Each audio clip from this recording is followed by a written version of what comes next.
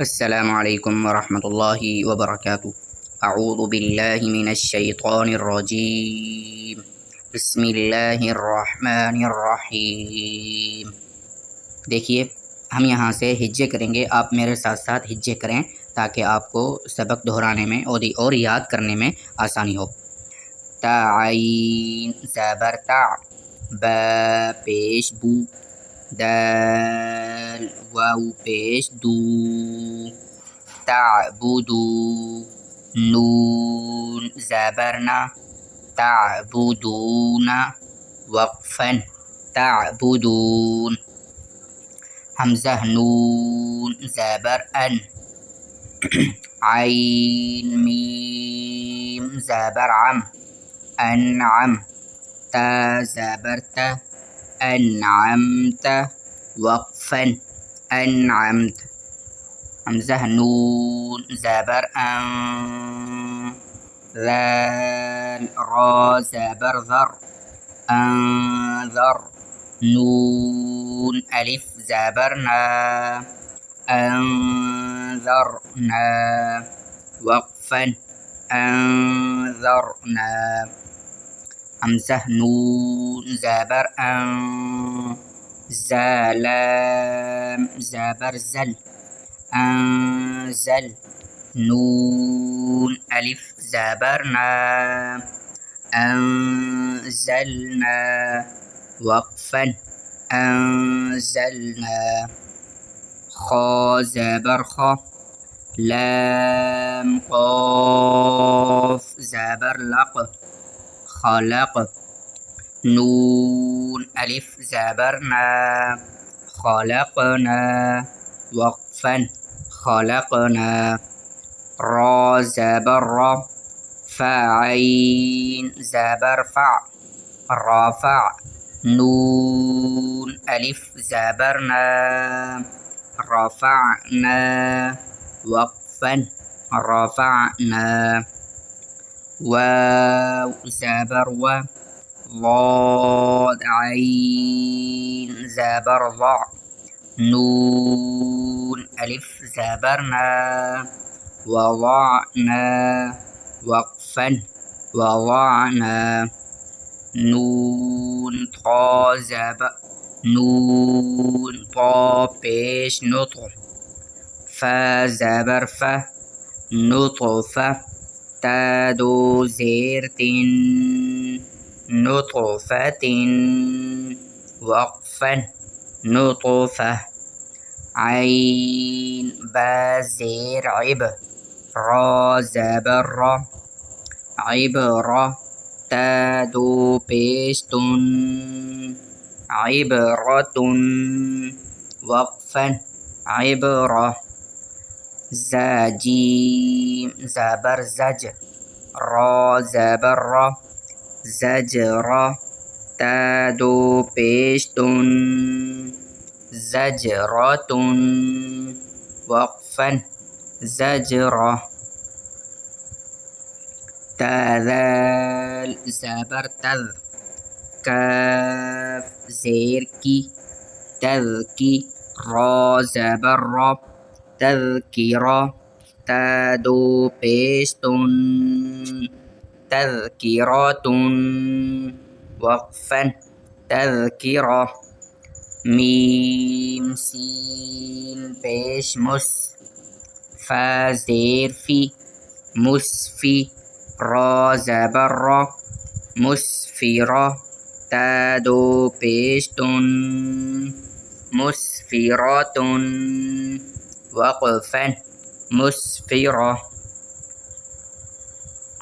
ميم و، ميم همزة زب، ميم همزة پیش مو، صاد زبر صا، مؤصى، دال زبر د، مؤصادة، تا دو پیش تن، مؤصادة، وقفا مؤصدة. ميم سين زبر مس، غين زبر غا، مسغى، با زبر با، مسغبة، تادو زیر تن مسغبة وقفا مسغبة میم قاف زبر مق را زبر را مقرا با زبر به مقربة تادو زیر تن مقربة وقفا مقربة۔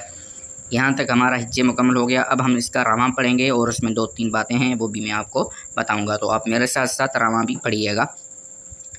تعبدون وقفا تعبدون انعمت وقفا انعمت۔